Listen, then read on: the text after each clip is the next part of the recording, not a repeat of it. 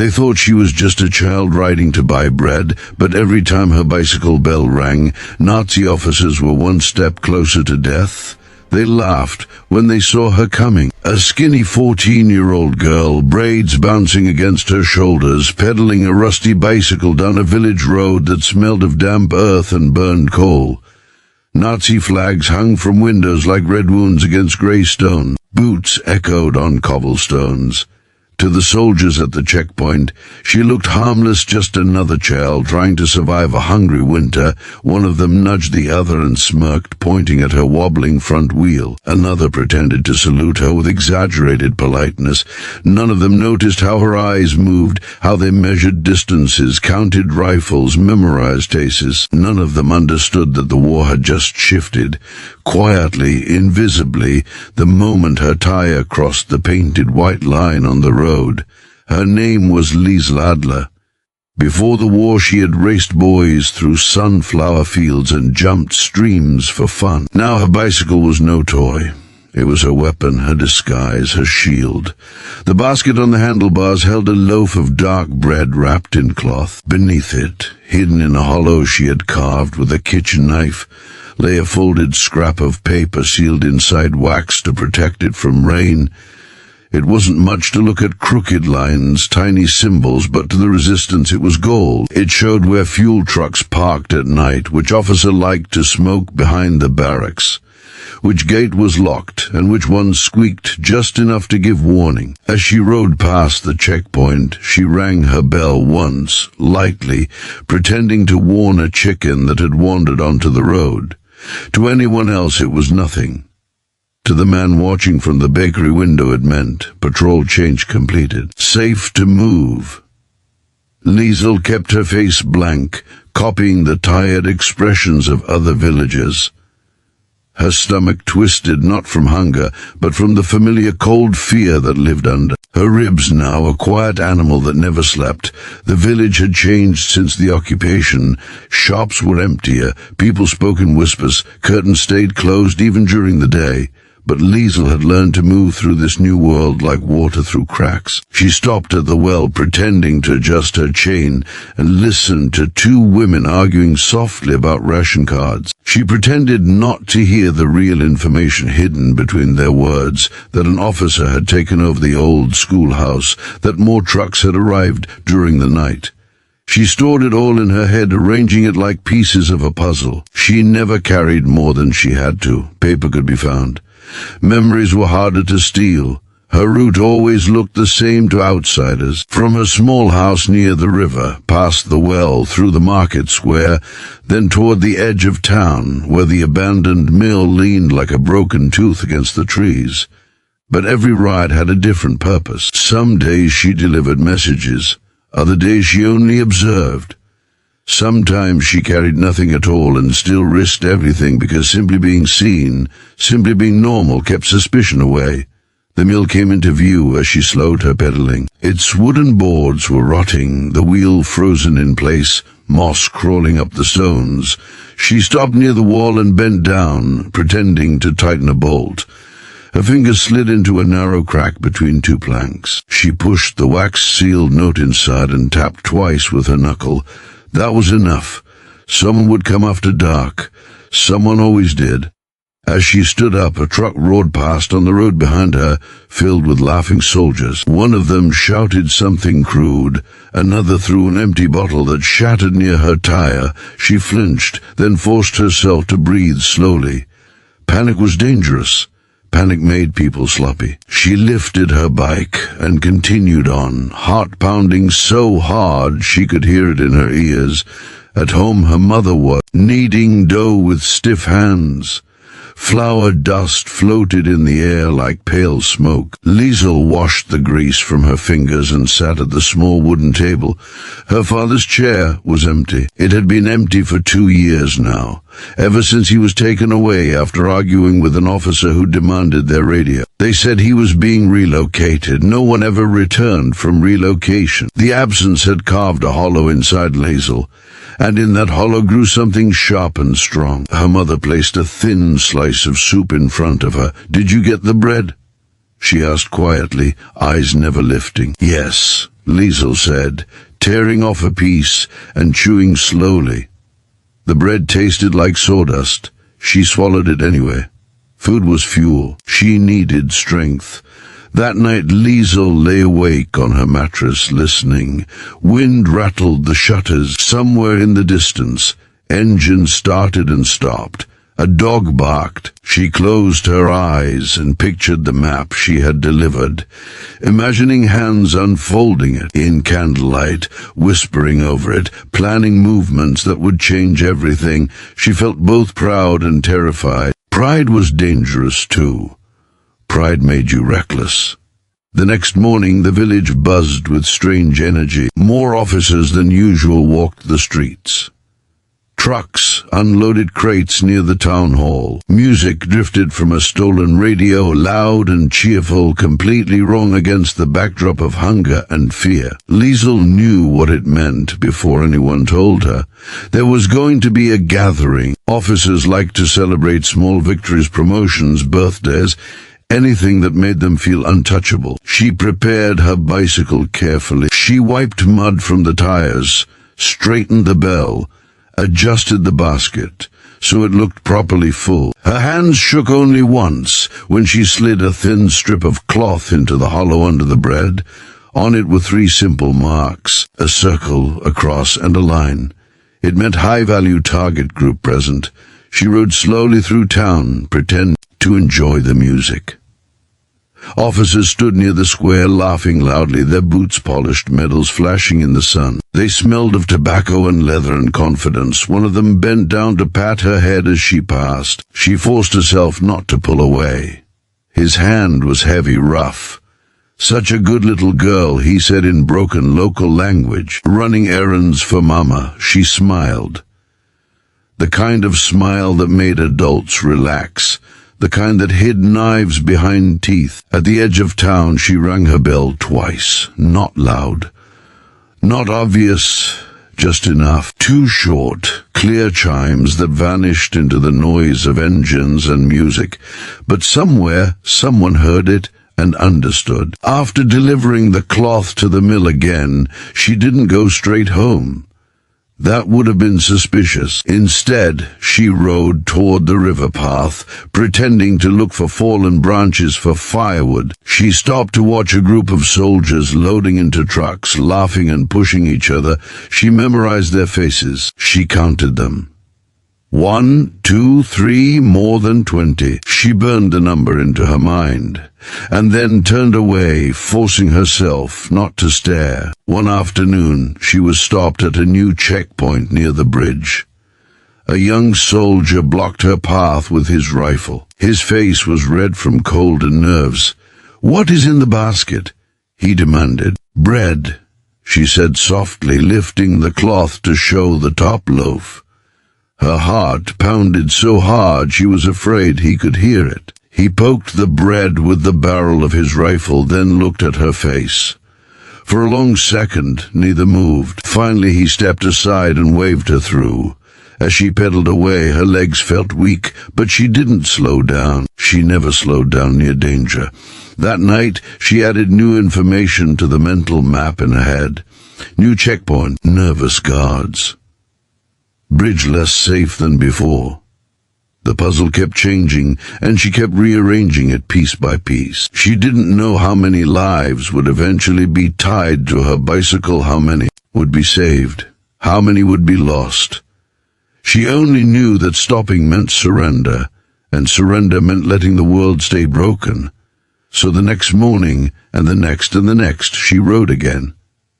Past flags, past boots, past laughter and cruelty. A small figure on a rusty bicycle, carrying bread on top and war underneath, pedaling quietly through history while the enemy kept laughing, never realizing the sound they should have feared most was not gunfire, not explosions, but the soft, innocent ring of a child's bell. The morning after the forest road attack, the village woke up to a silence that felt heavier than shouting. Even the birds seemed cautious. Smoke still clung faintly to the horizon where the road curved into the tree, and though no one could see the wreckage from town, everyone could feel it. The occupiers moved differently now. Their boots struck the stones harder. Their voices were sharper. Orders were barked instead of spoken. And yet, beneath the anger and suspicion, there was confusion. They did not know where the blow had come from. They did not know that it had passed them earlier on two thin wheels and a wobbling bell. Liesl prepared her bicycle with trembling hands. She told herself it was just the cold, though the air was not that cold. Her mother watched her quietly, worry carving deeper lines into her face. "Be careful," she whispered, the words barely audible. "I always am," Liesl replied, forcing a small smile. It was not a lie. Carefulness had become her second skin. She stepped outside and felt the weight of eyes on her immediately. Soldiers stood at corners, near the well, by the bakery, pretending to be casual while watching everything. The town square was half empty now.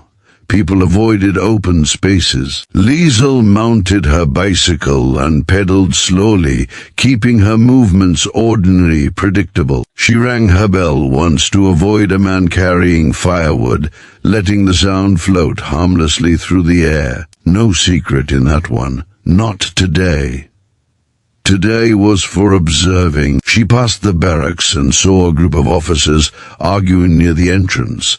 One of them threw his cap to the ground. Another slammed his fist into the wall. Their voices carried just enough for Liesl to catch fragments. Ambush. Impossible. Someone talked. She rode by without turning her head, but every word etched itself into her memory. Near the old schoolhouse, now turned into an officer's headquarters, she slowed down, pretending her chain had slipped again. While crouched, she counted trucks in the yard, 3 fuel vehicles, 2 transport trucks, 1 armored car, more than yesterday. Reinforcements, perhaps, or preparation for something worse. When she stood up, an officer stepped closer. He was tall, with pale eyes and a thin smile that never reached them. "You again," he said in broken local language. "You ride this road every day." "My mother sends me," Liesl replied, keeping her voice soft and tired, the way adults expected children to sound. He circled her bicycle slowly, eyes scanning the basket, the wheels, the frame. Liesl felt sweat gather at the base of her neck. Her heart beat so hard it felt like it might tip her over. The officer stopped in front of her and leaned down, his face close to hers. She smelled coffee on his breath. "War is dangerous," he said quietly. "Little girls should stay home." She nodded quickly. "Yes, sir." For a long moment he studied her face, searching for something. Fear, guilt, defiance. She gave him only what he wanted to see, a frightened child. Finally, he straightened and waved her away. "Go." She didn't wait to be told twice. As she pedaled away, her legs shook so badly she thought she might fall. She didn't slow down until she turned onto a quieter side road. Then she stopped, leaned against a tree, and forced herself to breathe slowly, in through the nose, out through the mouth. Panic would only make her sloppy. That afternoon, news traveled quietly through the resistance network, not through newspapers or radios, but through glances, gestures, and coded phrases exchanged in doorways. The attack on the forest road had been devastating. The convoy had been trapped between fallen trees. Explosives planted the night before had torn through the first truck. Gunfire finished the rest. Dozens of officers were dead or wounded. Supplies were destroyed. The occupiers were furious and humiliated. But victory brought danger. The enemy would strike back. They always did. Liesl was given her next task that same evening. It came not as an order, but as a suggestion spoken by the old baker while pretending to argue with her about the price of flour. "The officers will gather tomorrow," he muttered, shaping dough with strong hands. "They plan to celebrate a promotion. Big one. Many important men." Liesl understood immediately. A gathering meant opportunity. It also meant risk. The more valuable the target, the tighter the security. That night, she prepared the signal cloth again. This time, her hands were steady. Fear was still there, but it had changed shape.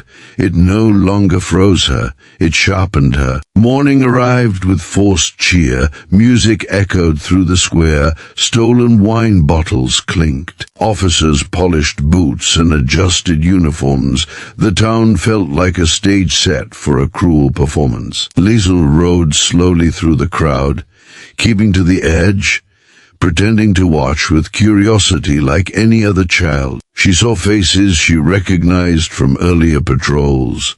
She saw medals and high-ranking insignia. She counted quickly, hiding the movement of her lips by pretending to chew on bread. One officer noticed her staring and winked. "You like soldiers, little one," he joked. She looked away shyly, playing the part perfectly. As she passed the edge of the square, she rang her bell twice. Short, clear. The sound was swallowed by music and laughter, but the message traveled faster than any vehicle. They are all here. She didn't stop at the mill this time. Too obvious. Instead, she rode to the riverbank and pretended to wash mud from her shoes. There, she slipped the cloth into a hollow tree trunk that had been used for messages before. She tapped the bark lightly, then walked away, never looking back. The hours that followed were the longest of her life. She returned home and helped her mother clean, cook, and pretend that nothing extraordinary was happening. Outside, the celebration continued. Laughter grew louder. The radio played marching songs. Glass broke. Drunken voices sang badly. As evening approached, the trucks began to leave. Officers piled in, joking and shoving each other. Liesel watched from behind her curtain, heart racing. She counted again. The same number. Good! They were together. That made the plan possible. When the last truck disappeared down the forest road, the village seemed to exhale. Liesel sat on her bed and stared at the floor, hands clenched in her lap. She imagined the resistance fighters moving into position, hiding among trees, waiting for the perfect moment. She imagined the explosives hidden under leaves and dirt. She imagined the silence before everything changed. Then it happened. The first distant explosion sounded like thunder. The second was closer. The third shook the glass in her window. Her mother gasped and crossed herself. Liesel stood up slowly, heart pounding so hard it hurt. She wanted to run outside, to see, to know, but she didn't. She stayed still. Being invisible now was just as important as acting earlier. Later that night, chaos returned to the village. Survivors stumbled back on foot. Trucks arrived, damaged and smoking. Wounded men were carried into buildings. Officers screamed orders. Searchlights cut through the darkness. Dogs barked. Sirens wailed. The occupation forces sealed off roads and began questioning anyone they could find. Liesel was questioned too. A knock slammed against the door just after midnight. Her mother opened it with shaking hands. 2 soldiers stood outside, rifles in hand. Everyone out, one of them ordered. They were taken to the street along with several neighbors. People stood shivering in night clothes, eyes wide with fear. An officer walked down the line, staring at faces, stopping occasionally to ask questions. When he reached Liesel, he paused. "You," he said. "You ride a bicycle, yes?" Her heart jumped into her throat. "Yes, sir," she replied quietly. "Where were you today?" "At home," she said, "helping my mother." Her mother nodded quickly. She did not. "Leave this afternoon," she added, voice trembling. The officer studied them both. Liesel forced herself not to blink too much, not to fidget, not to show anything but confusion and fear. Finally, he moved on. After what felt like hours, they were allowed to return inside. Liesel collapsed onto her bed, body shaking. She pressed her face into the pillow to muffle a sob she hadn't realized she was holding back. The danger was getting closer. Each success tightened the net around her. The next days were worse. Curfews were stricter. Patrols doubled.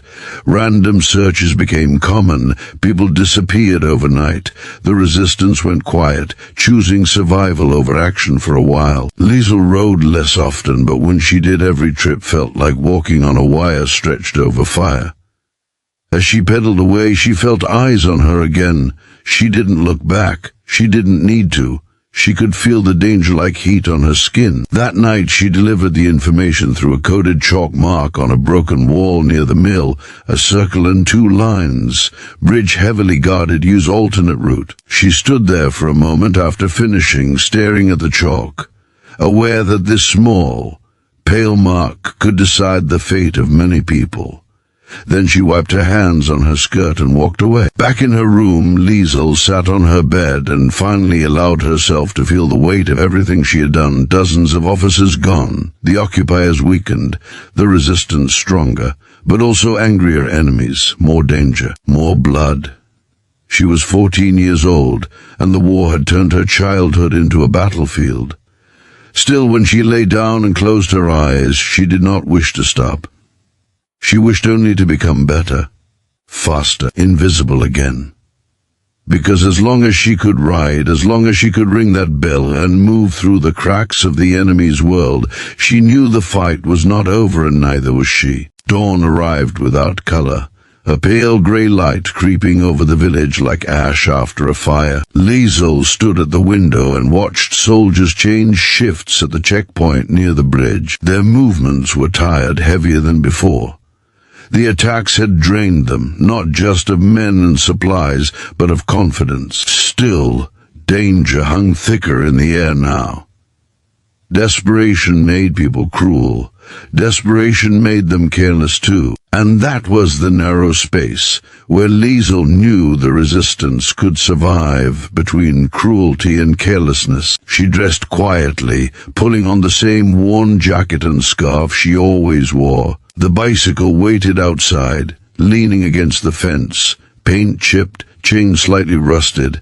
It looked weak, ordinary, exactly what she needed it to be. Inside the hollow metal tube of the frame, she had hidden her most dangerous cargo yet, a thin roll of paper wrapped in oilcloth. On it were the final safe routes, forest paths, river crossings, and meeting points the resistance had mapped out for months. If the occupiers launched the massive raid everyone feared, this list would allow hundreds of fighters and helpers to disappear into the countryside before they were trapped. If it didn't reach the forest, people would die. Her mother stood behind her as she adjusted the strap of her bag. "You don't have to go today," she whispered, eyes red from sleepless nights. Liesel turned and hugged her tightly. For a moment, she wanted to stay, to sit by the fire, to pretend the world wasn't on fire too, but she pulled back and forced a smile. "I'll be careful," she said again. It was the same promise she made every time. This time, it felt heavier. She mounted the bicycle and started pedaling slowly, letting the rhythm calm her racing heart. The streets were quieter than usual. Curfew had only just lifted.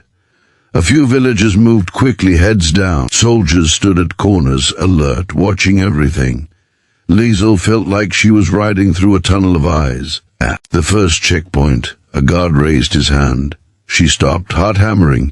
He stepped closer, looking at a basket. "Where are you going?" he asked sharply. "To get bread," she replied softly, lifting the cloth to show the empty space where the loaf usually sat. She had left it empty on purpose today. No extra weight, no obvious hiding places. He frowned.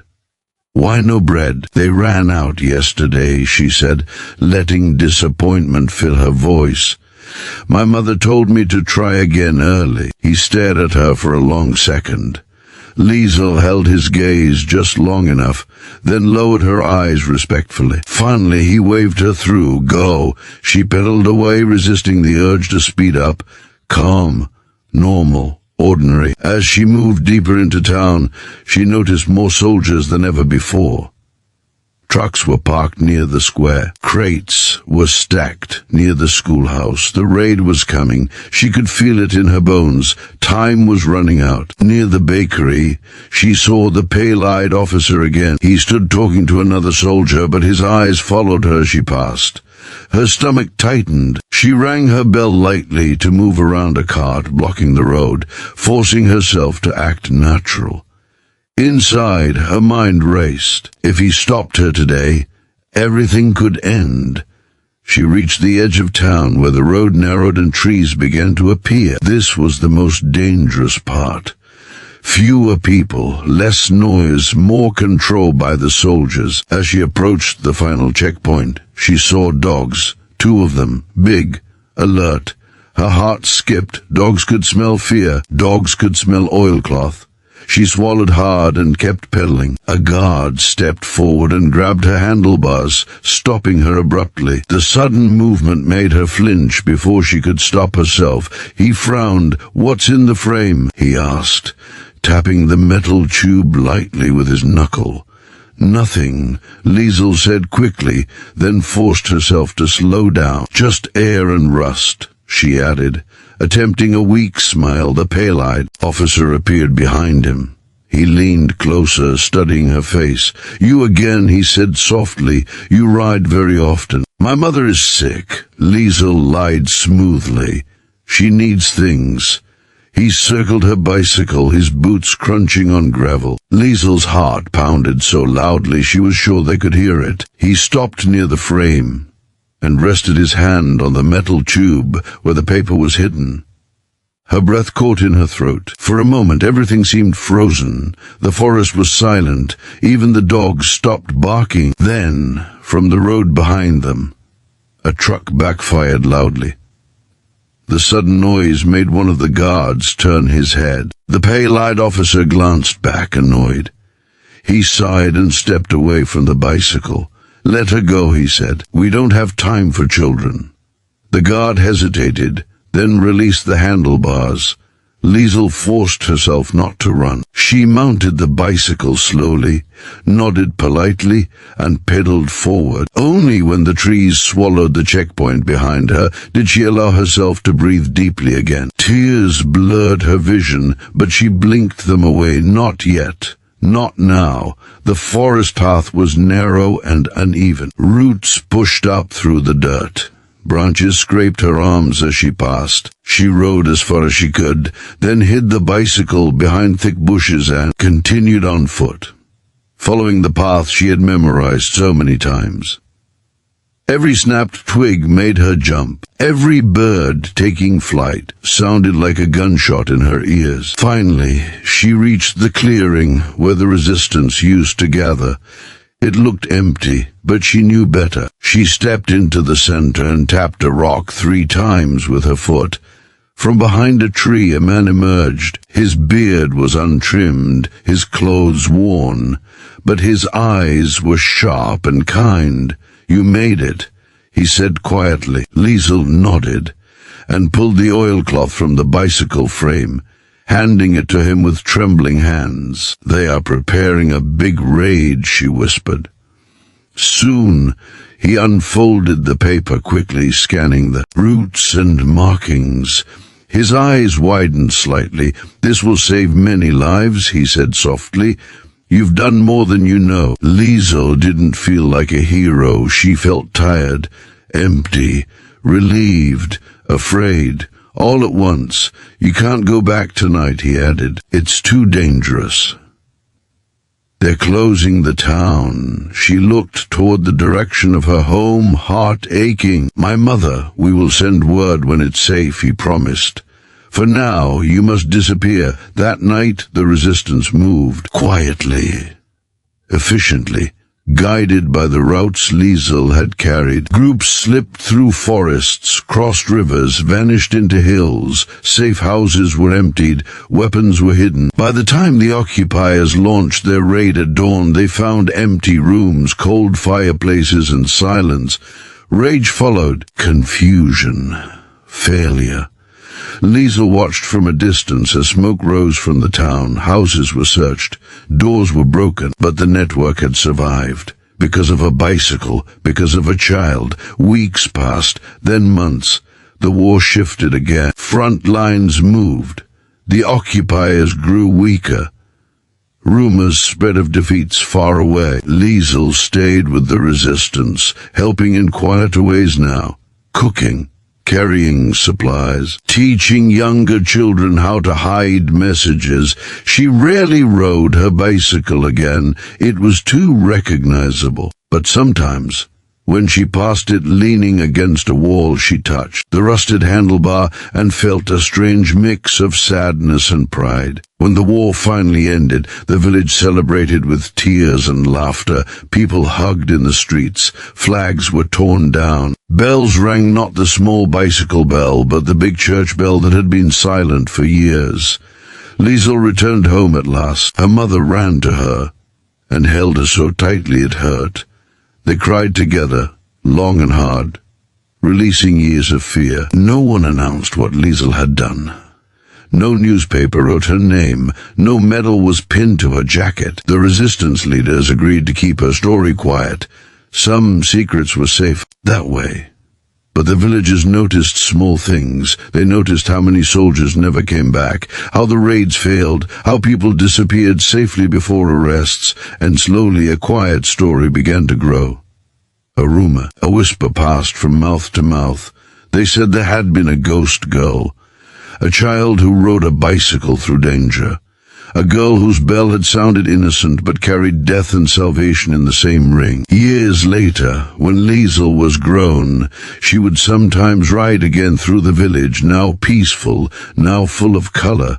Children would pass her, laughing, ringing their own bells loudly, freely, without fear. She would smile and let them pass, never telling them that once, long ago, a simple bicycle had carried the weight of a war, and that the soft sound of a bell had been strong enough to change history.